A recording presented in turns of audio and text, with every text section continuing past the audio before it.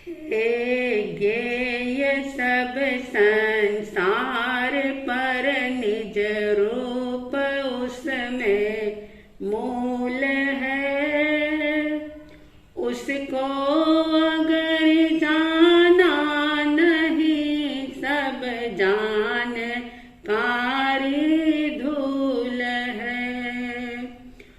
हूँ आत्मा गुण ज्ञान वाला, हूँ अजर मैं हूँ अमर। इंद्रिय अगोचर रूप हूँ मैं, जानते वे धन्य नर। इंद्रिय अगोचर रूप हूँ मैं, जानते वे धन्य नर। श्रद्धालु जिज्ञासु श्रोताओं, आज से एक नई श्रृंखला का प्रारंभ हम करेंगे कि जीवन में संयम का, व्रतों का कितना महत्व है। एक गृहस्थ सदगृहस्थ कैसे बन सकता है, एक नागरिक अच्छा नागरिक कैसे बन सकता है, एक इंसान अच्छा इंसान कैसे बन सकता है, इसकी बात हम व्रतों के माध्यम से करेंगे। जैसा कि आप जानते हैं कि वैसे अगर देखें तो आज दुनिया को बहुत सारी चीजों की आवश्यकता है। बीमारी से लड़ने के लिए अच्छे डॉक्टर चाहिए, उलझे हुए केस को सुलझाने के लिए अच्छे जज, अच्छे वकील चाहिए, अच्छा मकान बनाने के लिए अच्छे इंजीनियर चाहिए।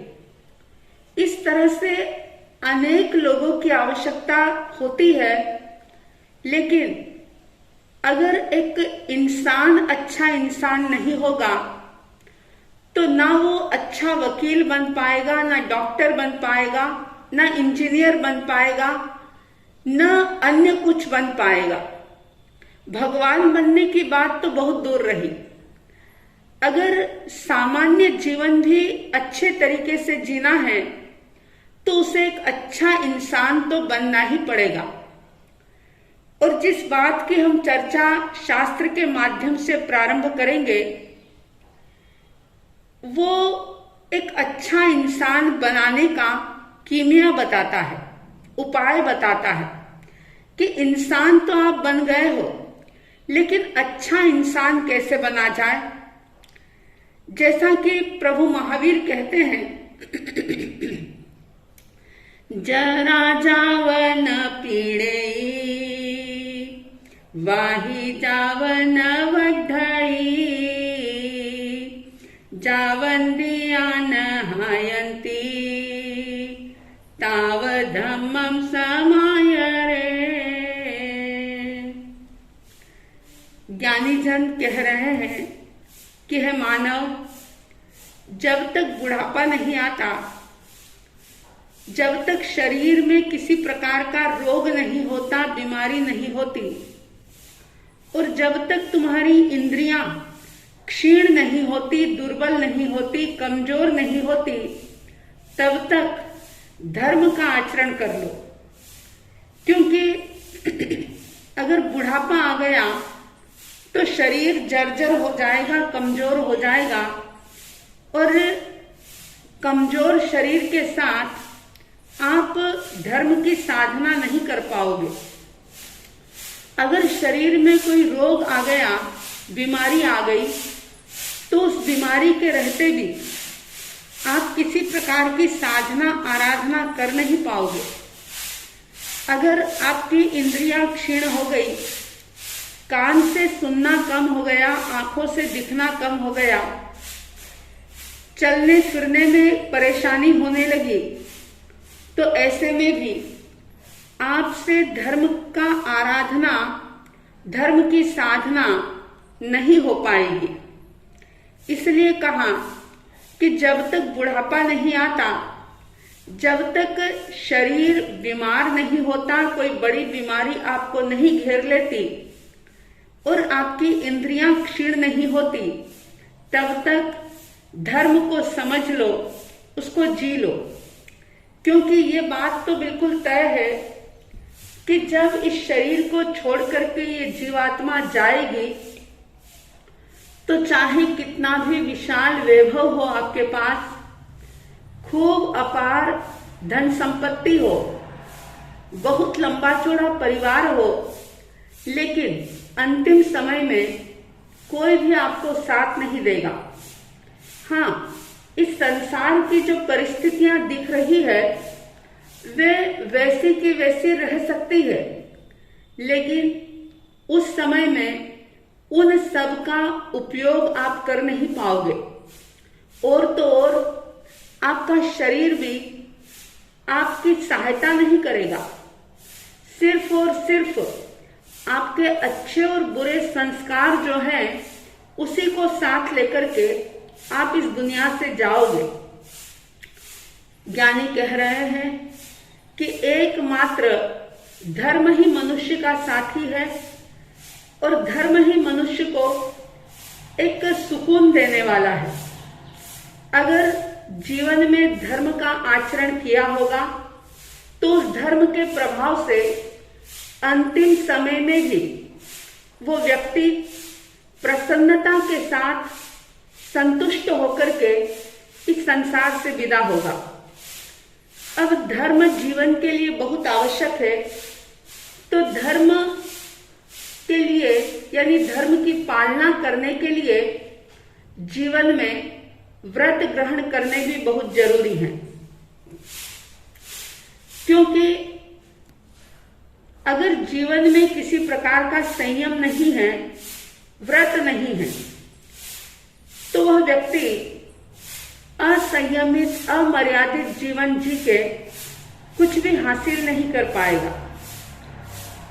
जैसा कि शास्त्र कहते हैं और ज्ञानियों ने, तीर्थंकरों ने अपनी वाणी में एक बात कही थी कि सिद्धा जैसो जीव है, जीव सो ही सिद्ध होए। ये जीवात्मा सिद्ध के समान है। अगर गुणों की दृष्टि से देखा जाए तो हर एक आत्मा में परमात्मा बनने का गुण छुपा हुआ है, लेकिन जो वो गुण छुपा हुआ है, जो अनंत शक्ति और सामर्थ्य उसके अंदर छुपा हुआ है, वो जागृत होगा धर्म के पालन करने से। और अपने भीतर के परमात्मा तत्व को जगाना, अपनी शक्ति को जगाना, यही तो साधना का लक्ष्य होता है। जो अपनी शक्ति को साधना के माध्यम से जगा लेते हैं, वे ही अपने इस मानव जीवन को सार्थक कर पाते हैं। जीवन की सार्थकता के लिए और मृत्यु के समय में किसी भी प्रकार की पीड़ा ना हो, इस शरीर को छोड़ते हुए किसी भी प्रकार का कष्ट ना हो, इसके लिए जीवन को धर्म युक्त बिताना बहुत आवश्यक है। तो सवाल पैदा होता है कि मनुष्य को धर्म की मर्यादा में कौन चला सकेगा, कौन उस व्यक्ति को नियंत्रण में रख सकेगा? क्योंकि धर्म जो है वो अपने आप में एक भाव है, थॉट प्रोसेस है। तो मनुष्य को अमुक अमुक सीमा में रहने या आत्मा को रखने की बात धर्म बताता है, लेकिन उस धर्म के माध्यम से चलाने वाला कौन है, मार्गदर्शन कौन देगा? क्योंकि अगर मैं ये कह दूं कि धर्म जो है ये तो एक प्रकार का आध्यात्मिक कानून है, कोड ऑफ कंडक्ट है धर्म, लेकिन उसका पालन कराने वाला कौन है?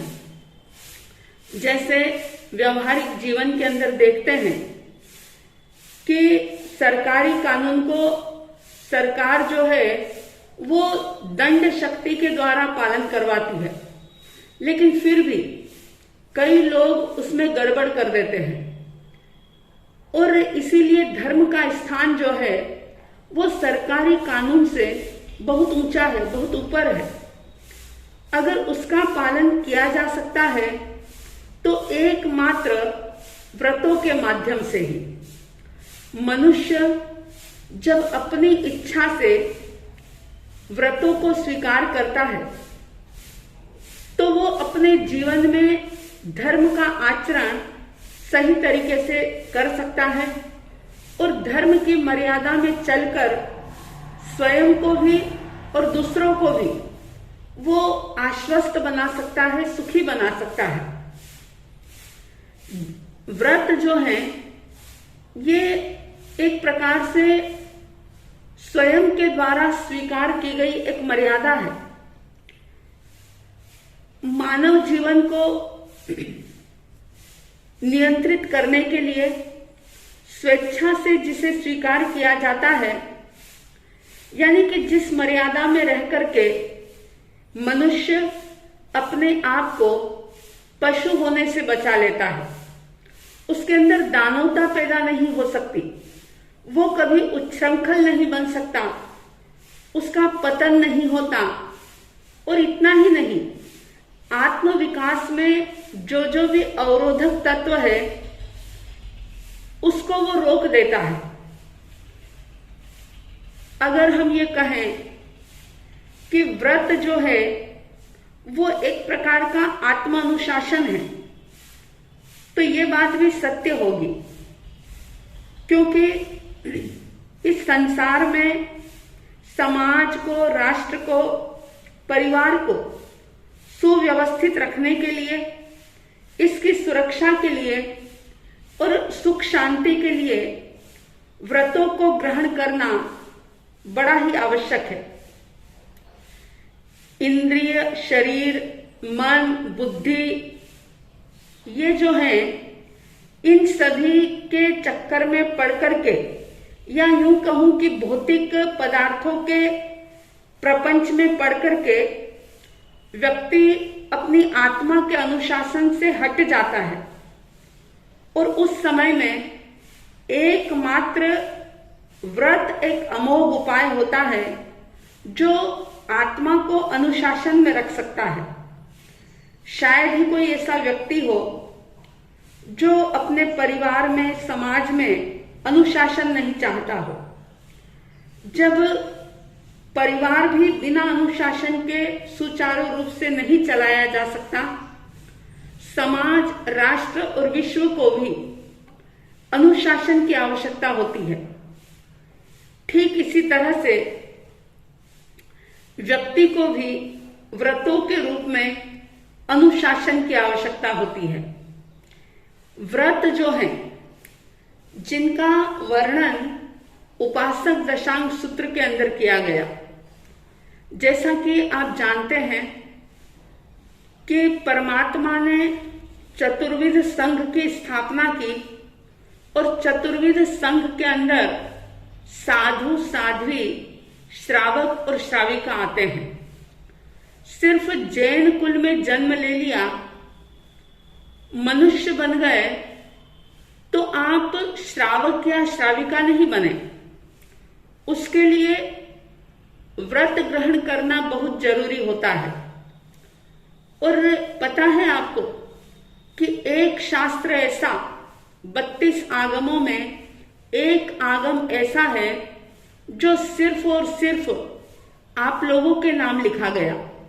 यानी गृहस्थ भी मर्यादाओं को स्वीकार करके कैसे अपने मोक्ष मार्ग को प्रशस्त कर लेता है, उदाहरणों को साथ उस उपासक दशांग सूत्र के अंदर श्रावक कैसा होता है, श्रावक के व्रत कैसे होते हैं, श्रावक की मर्यादाएं क्या होती है, इन सब के बारे में बहुत ही विस्तार के साथ चर्चा की गई है।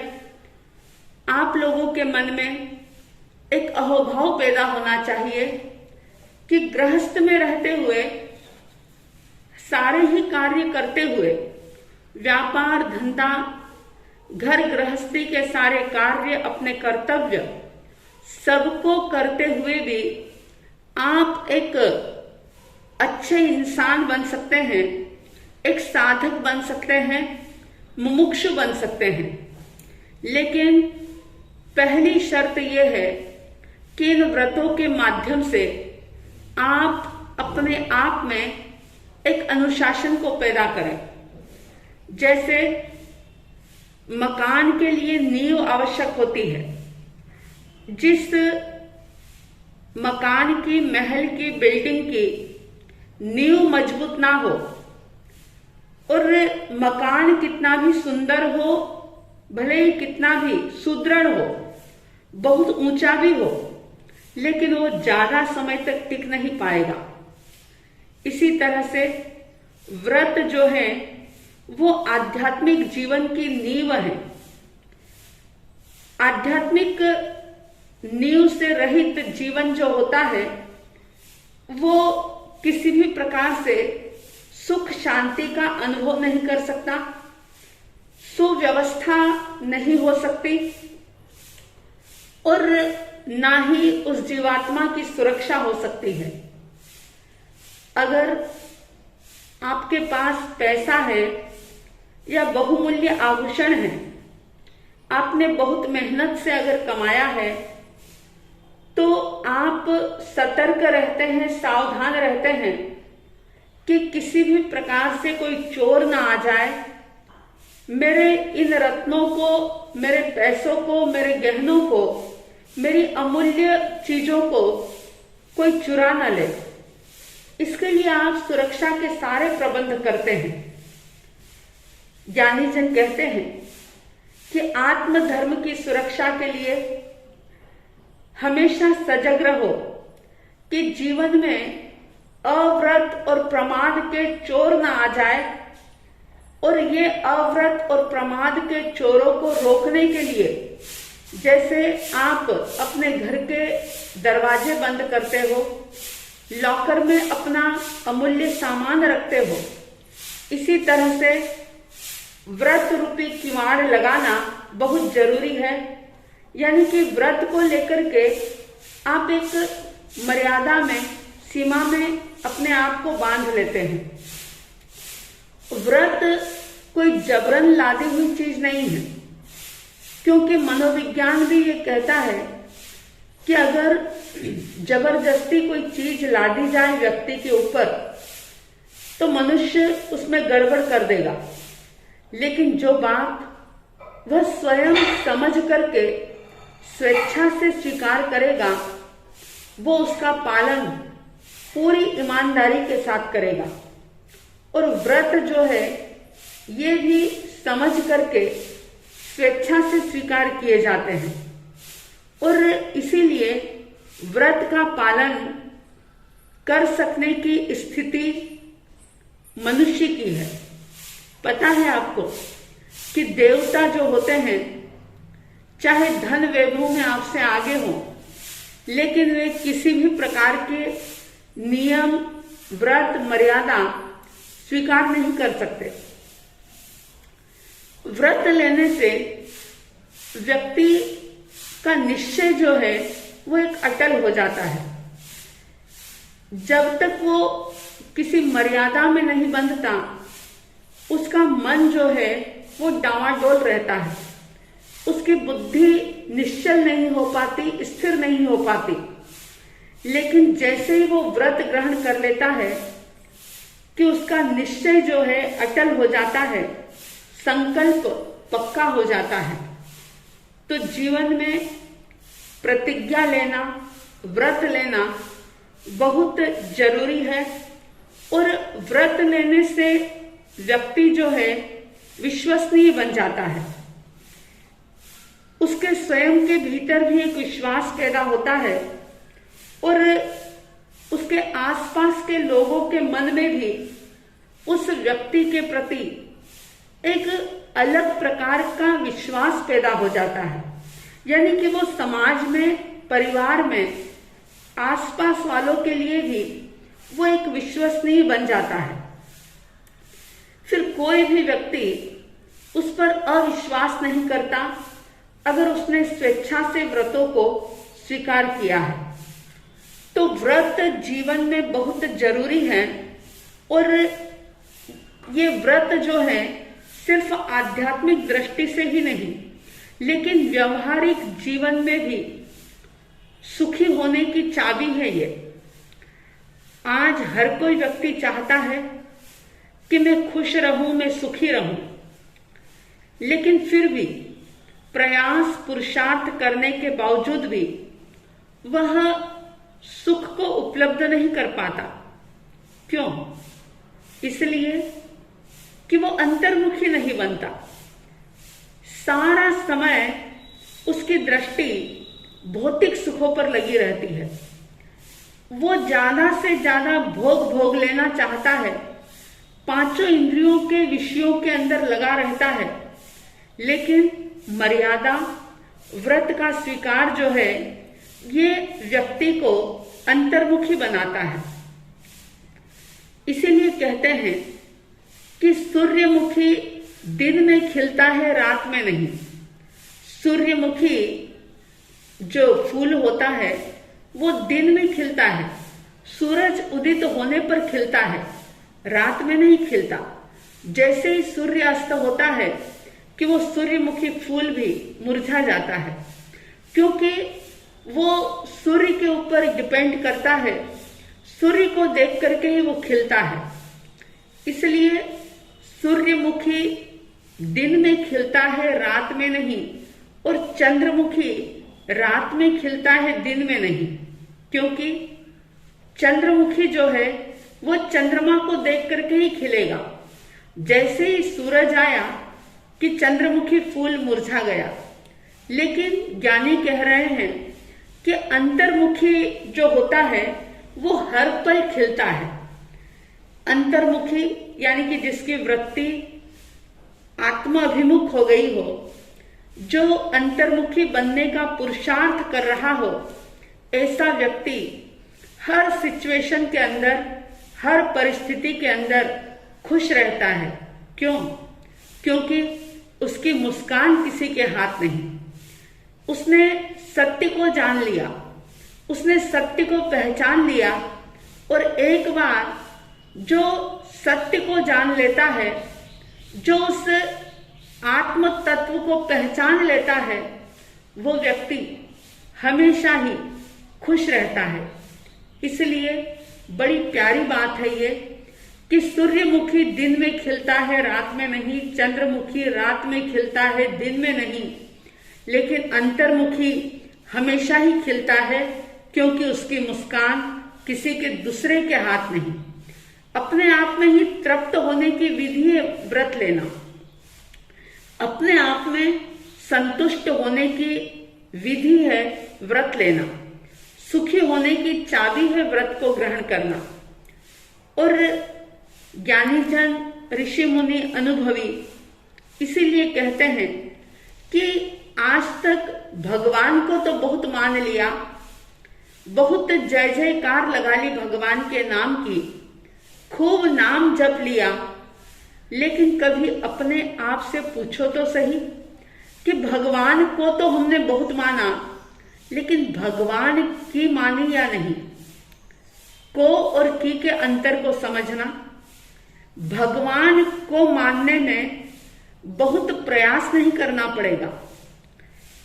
बाहर बाहर से भी ऐसा लगेगा कि भगवान को माना जा रहा है, लेकिन जब तक भगवान की नहीं मानेंगे, उनकी आज्ञा को स्वीकार नहीं करेंगे, तब तक भव भ्रमण का अंत नहीं होगा, दुखों की श्रृंखला खत्म नहीं होगी, पीड़ा से मुक्ति नहीं मिलेगी। अगर भगवान की एक बात आपने मान ली कि जब तक बुढ़ापा नहीं आता, अगर बुढ़ापा आ भी गया और शरीर में रोग नहीं है, आप बिल्कुल मन से, शरीर से स्वस्थ हैं, आपकी इंद्रियां ज्यादा क्षीण नहीं हुई है, तब तक आप धर्म का आचरण कर लो और धर्म का आचरण करवाने का माध्यम बनते हैं ये व्रत। अगर भगवान की बात मान करके हम अपने जीवन का उत्थान करना चाहते हैं तो इन व्रतों को समझना होगा, व्रतों को जानना होगा और व्रतों को समझ करके जान करके इसे स्वीकार करना होगा। ये बंधन नहीं है, बल्कि व्रत जीवन का प्रबंधन है। व्रत एक प्रकार की ऐसी मर्यादा है जो हमें अमर्यादित जीवन जीने से रोकती है और एक सुव्यवस्थित हमारा जीवन बनाती है। व्रत का पालन कोई भाग्यशाली व्यक्ति कर सकता है। व्रत को समझना और उसे स्वीकार करना यानी कि भगवान के बताए हुए संघ में प्रवेश करना। अगर व्रत ग्रहण नहीं किए तो हम चतुर्विध संघ का हिस्सा बन नहीं सकते। अगर आप महाव्रत स्वीकार नहीं कर सकते तो कम से कम श्रावक बनिए। श्रावक के 12 व्रत को समझ करके उसे अपने जीवन में समझ पूर्वक स्वीकार करिए, स्वेच्छा से स्वीकार करिए। और जो चीज स्वेच्छा से स्वीकार की जाती है वो कभी भी बोझ नहीं लगती, वो कभी भी दुख रूप नहीं लगती, बल्कि एक प्रसन्नता का अनुभव, एक सेटिस्फेक्शन का अनुभव उन व्रतों के माध्यम से होता है। तो व्रत जीवन के लिए बहुत जरूरी है और इन्हीं श्रावक के 12 व्रतों की चर्चा हम क्रमशः करेंगे। उन व्रतों को समझ करके आप उन्हें ग्रहण करने का मानस बनाइए, संकल्प बनाइए और ये शांति से बैठ करके विचार कीजिए कि 84 लाख जीवा योनि के अंदर परिभ्रमण करते करते करते खूब दुखों को सहते सहते सहते बामुश्किल ये एक ऐसा जीवन मिला जिसमें जिन शासन मिल गया, आर्य क्षेत्र मिल गया, 5 इंद्रियां परिपूर्ण मिल गई, सभी प्रकार का अनुकूल वातावरण मिल गया और व्रत जीवन में जरूरी है ये सुनने का भी सौभाग्य मिल गया। अब देखिए, भूख बहुत जोर से लगी हो, भोजन भी सामने हो, मन पसंद भोजन आपके सामने पड़ा है, भूख भी आपको बहुत जोर से लगी है, लेकिन फिर भी अगर आप सामने पड़ा हुआ भोजन भी ना करें और भूख से तड़फते रहें तो भला ऐसे व्यक्ति का तो कोई कुछ नहीं कर सकता। अगर मुक्त होने की चाहत भीतर में है, दुखों से आप मुक्त होना चाहते हैं और दुखों से मुक्त होने का उपाय भी आपके सामने है, लेकिन फिर भी प्रमादवश, आलसवश अगर इस दुख मुक्ति के उपाय को ना सुने, ना समझे, ना जाने और उस उपाय को ना करें तो भला फिर कौन हमारा कुछ कर पाएगा, कौन हमें सुखी कर पाएगा। तो बड़ी गंभीरता के साथ इस बात को सुने और ये बात याद रखें कि एक बार अगर अवसर चूक गए तो फिर से वही परिभ्रमण चालू होगा। कुछ समय के लिए एक मौका मिला है, एक अपॉर्चुनिटी मिली है, अगर इसका हमने सदुपयोग नहीं किया तो फिर वही 84 लाख जीवा योनि के अंदर वैसे ही परिभ्रमण करना पड़ेगा, वैसे ही दुख झेलने पड़ेंगे, बार बार जन्म मरण का चक्कर जो है वो चलता रहेगा। तो अपना सारा कार्य करते हुए भी, सारे दायित्वों का पालन करते हुए भी इन 12 व्रतों का पालन आप बहुत अच्छे तरीके से कर सकते हैं। इस बात पर विश्वास करते हुए बड़ी श्रद्धा के साथ आप इन सब चीजों को सुने। आपके भीतर धर्म के प्रति श्रद्धा का भाव जागे, आपका संकल्प सुदृढ़ बने ऐसी साध्वी द्वय की तरफ से हार्दिक हार्दिक शुभ मंगल भावनाओं के साथ जय प्रभु महावीर, जय गुरु आनंद।